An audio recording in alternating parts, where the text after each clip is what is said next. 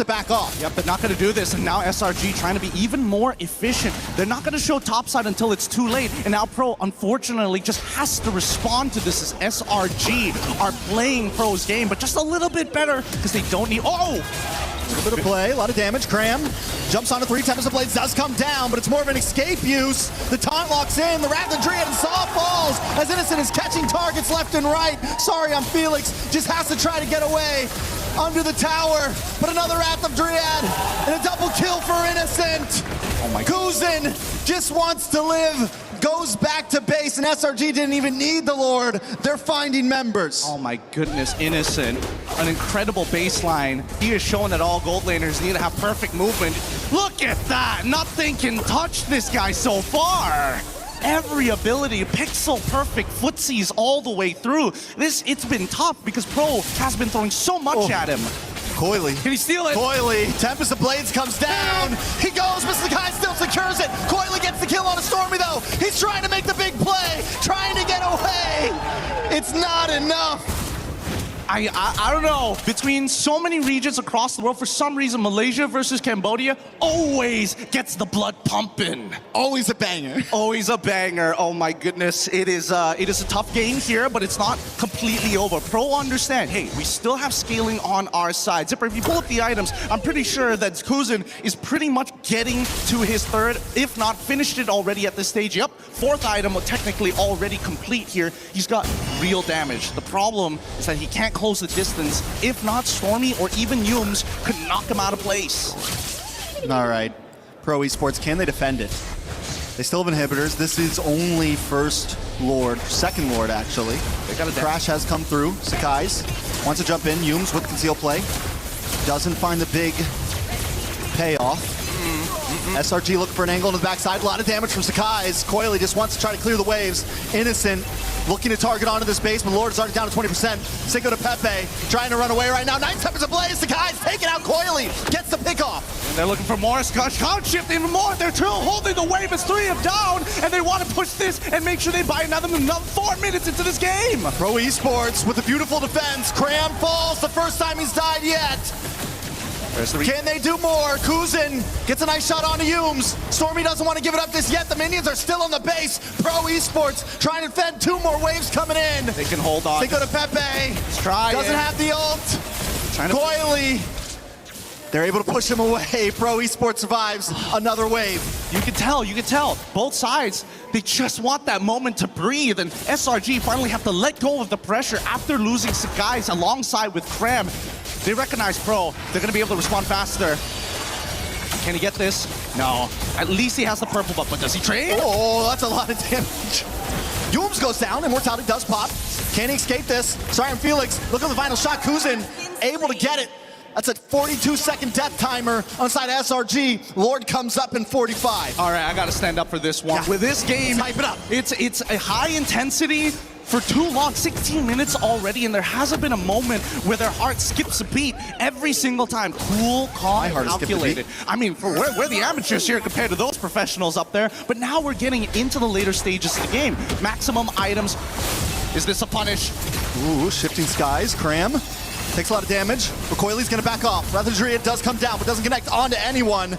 𝗑𝗦𝗣𝗢𝗏 gotta run away right now. Pro Esports gotta give up space as SRG takes control of the Lord pit. Yeah, and with missing inhibitors on all fronts, Pro recognize that, man, we're gonna have to pray that 𝗘𝗦𝗣𝗢𝗏 can be the one that buys us the extra 3 minutes we need. If he steals this Lord, this is going to start dragging out. But Pro don't have the advantage in the lanes. Every single side is getting shoved in. All right, but Pro Esports know this may not be a Lord they can give up.